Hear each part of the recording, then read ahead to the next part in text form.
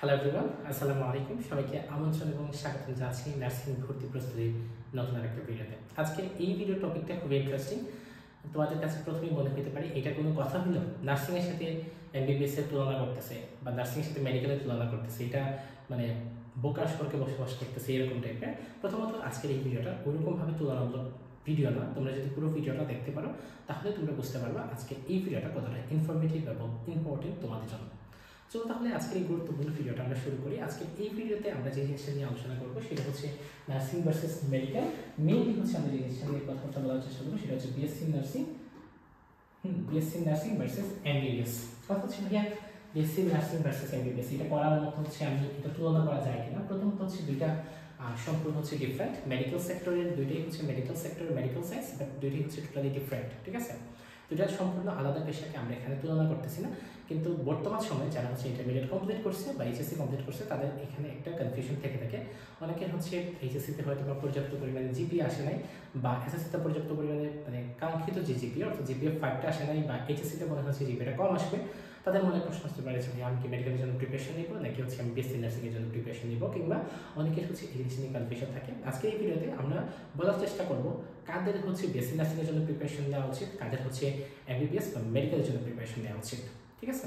আজকের ভিডিওতে আমরা একদম ইন ডিটেলস আলোচনা করার চেষ্টা করবো। আজকের এই ভিডিওটা দেখার পরে আশা করি এই জিনিস নিয়ে তোমাদের কখনো কোনো ধরনের কোনো কনফিউশন কাজ করবে না, ঠিক আছে? প্রথমে শুরু করি, বিএসসি নার্সিং আসলে কি ভাই? বিএসসি নার্সিং হচ্ছে bachelor of science in nursing, অর্থাৎ নার্সিং এর উপর একটা ব্যাচেলর ডিগ্রি, ঠিক আছে? Bachelor of science in nursing, bachelor of science in nursing, bachelor of science in nursing. Nursing এর উপরে হচ্ছে একটা ব্যাচেলর ডিগ্রি, অর্থাৎ তুমি যদি একজন গ্র্যাজুয়েট নার্স হতে চাও তাহলে তোমাকে এই বিএসসি নার্সিং করতে হবে। আর এমবিবিএস কি ভাই? এটা আমরা সবাই জানি, এমবিবিএস হচ্ছে bachelor of medicine and bachelor of surgery. অর্থাৎ তুমি যদি হচ্ছে ডাক্তার হতে চাও তাহলে প্রথমত তোমাকে যে ডিগ্রিটা অর্জন করতে হবে সেটা হচ্ছে এমবিবিএস ডিগ্রি, ওকে?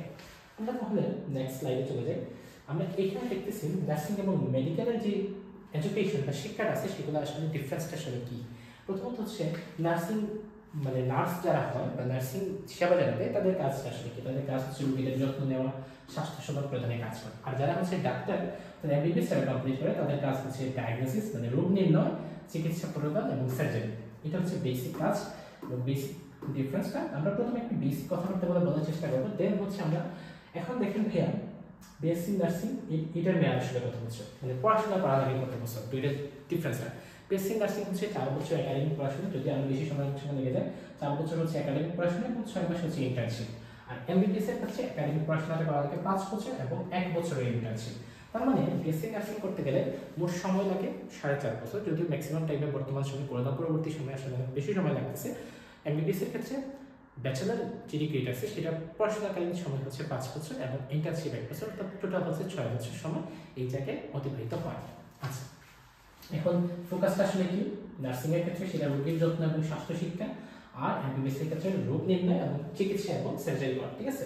প্র্যাকটিক্যাল কাজ হচ্ছে রোগীদের দৈনন্দিন যত্ন নেওয়াটা হচ্ছে নার্সিং এর কাজ, আর এমবিবিএস যারা করবে তাদের চিকিৎসা পদ্ধতি এবং অপারেশন নিয়ে কাজ করা হচ্ছে তাদের প্র্যাকটিক্যাল কাজ।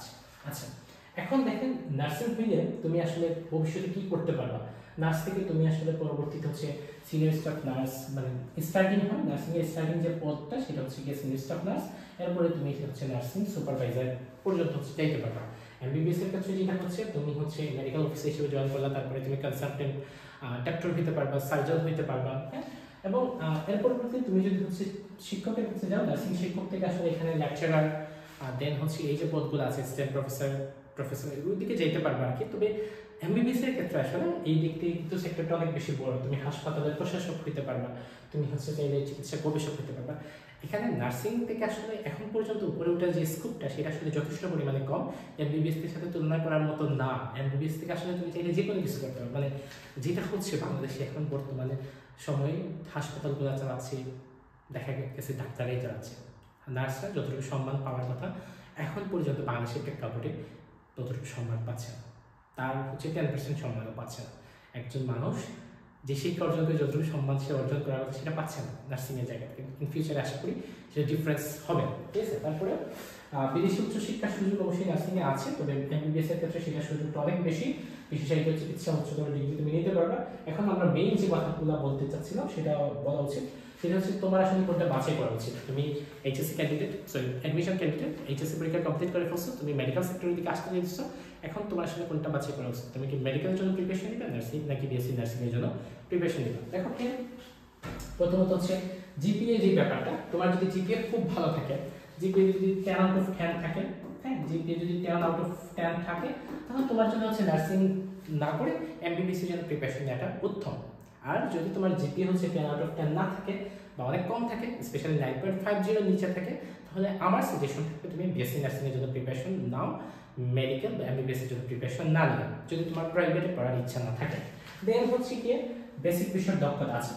ইন্টারমিডিয়েটে যে সাবজেক্টগুলো ছিল, স্পেশালি হচ্ছে ফিজিক্স, কেমিস্ট্রি, বায়োলজি, এই সাবজেক্টে তোমার যদি বেসিক খুব ভালো থাকে এবং খুব ভালো হচ্ছে তুমি পড়াশোনা করে এসে থাকো, তাহলে তুমি এমবিবিএস এর জন্য প্রিপারেশন নাও। কারণ অ্যাডমিশন টাইমে তুমি চাইলে এমবিবিএস এর জন্য যতটুকু পড়াশোনা করা লাগবে, যেই ডেপথে গিয়ে তোমার পড়াশোনা করা লাগবে, এটা অ্যাডমিশন টাইমে আসলে কভার করা সম্ভব না যদি তোমার বেসিক ভালো না থাকে। সো তুমি যদি ইন্টারমিডিয়েট বা অন্যান্য এর আগে এসএসসিতে তুমি খুব ভালো করে হচ্ছে ফিজিক্স, কেমিস্ট্রি, বায়োলজিগুলো পড়াশোনা করে থাকো, তোমার বেসিক যদি খুব ভালো থাকে, তাহলে তুমি মেডিকেলের জন্য প্রিপারেশন নাও। আর যদি তোমার বেসিকে হচ্ছে দুর্বলতা থাকে, তাহলে তুমি হচ্ছে নার্সিংয়ের জন্য প্রিপারেশন নিতে পারো। দেন হচ্ছে কি তোমার প্রিপারেশনের টাইম, দেখো অ্যাডমিশন হচ্ছে মেডিকেলের জন্য অ্যাডমিশনে খুব বেশি সময় তুমি পাবা না।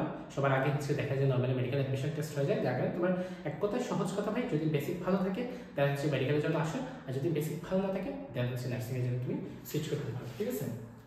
কারণ মেডিকেলে তুমি জানো যে অ্যাডমিশন আসলে কতটা কঠিন, কতটা ডিফিকাল্ট, সারা বাংলাদেশের সর্বোচ্চ মেধাবীদের সাথে কিন্তু তোমার তখন মানে কম্পেয়ার করতে হবে, হ্যাঁ?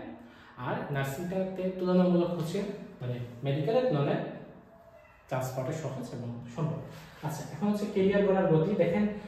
এমবিবিএস এ হচ্ছে তোমার দীর্ঘমেয়াদে ক্যারিয়ার করতে হয়। এখানে 6 বছর পড়াশোনার পরে তুমি হচ্ছে চাইলেই খুব বড় একটা ডাক্তার হয়ে যেতে পারবে না। এরপরে পড়াশোনা আসলে প্রচুর পড়াশোনা করতে হবে, অনেক বেশি পরিমাণে কষ্ট করতে হবে তোমার ক্যারিয়ারটা করতে গেলে। নার্সিংয়ে তুলনামূলক তাড়াতাড়ি হচ্ছে ক্যারিয়ার করা যায় বা শুরু করা যায়। আর সমাজের মর্যাদা ডেফিনেটলি ভাই ডাক্তারদের সাথে বাংলাদেশের প্রেক্ষাপটে নার্সদের মর্যাদার তুলনাই করা যায় না। বাংলাদেশে ডাক্তারদের যে মর্যাদা আছে সেই জায়গায় নার্সে আসলে সেই লেভেলে তুলনা করা যায় না, সেটা কম্পেয়ারও করা যায় না, ঠিক আছে? আর হচ্ছে কি তোমার কাজের ধরনের গতি, এটা আমরা আগের কথাবার্তা বলার চেষ্টা করছি। সো এই হচ্ছে মোটামুটি কথাবার্তা। এখন যে জিনিসটা হচ্ছে আমি যদি যেটা একদম লাস্টে বলবো, তোমার যদি হচ্ছে জিপিএ একদম 10 আউট অফ 10 থাকে, বেসিক ভালো থাকে, দেন হচ্ছে তুমি মেডিকেল জন্য প্রিপারেশন নিতে পারো। আর জিপিএ যদি কিছু কম থাকে বা হচ্ছে বেসিক ভালো থাকে, দেন ডেফিনেটলি বিএসসি নার্সিং তোমার জন্য একটা বেস্ট চয়েস হতে পারে বাংলাদেশের প্রেক্ষাপটে, এবং বাইরের দেশে তো ডেফিনেটলি বিএসসি নার্সিংয়ের চাহিদা আসলে অনেক বেশি।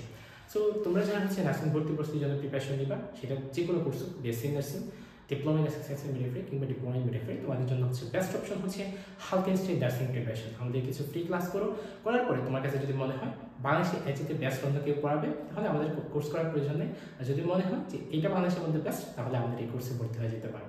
আর ভাইয়ের সাথে যদি কথা বলতে চাও নার্সিং ভর্তি প্রস্তুতি বিষয়ে যে কোনো কিছু নিয়ে, তাহলে ভাইয়ের হোয়াটসঅ্যাপ নাম্বার দিচ্ছি 01790363749, ঠিক আছে? এই নাম্বারে হোয়াটসঅ্যাপে নক করতে পারো। আশা করি তোমাদের মনে যে প্রশ্নগুলো আছে সেগুলোর সমাধান আমরা এই ভিডিওতে দিয়ে দিতে পারবো, সরি আমি দিয়ে দিতে পারবো। আর তোমাদের আজকের এই ভিডিওটা তোমরা আসলে কে কোন জায়গা থেকে দেখতেছো এবং হচ্ছে ভিডিওটা তোমাদের কাছে কেমন লাগছে সেই জিনিসটা হচ্ছে কমেন্টে জানিয়ে দাও। থ্যাংক ইউ তোমাদের সবাইকে। আসসালামু আলাইকুম ওয়া রাহমাতুল্লাহি ওয়া বারাকাতুহু।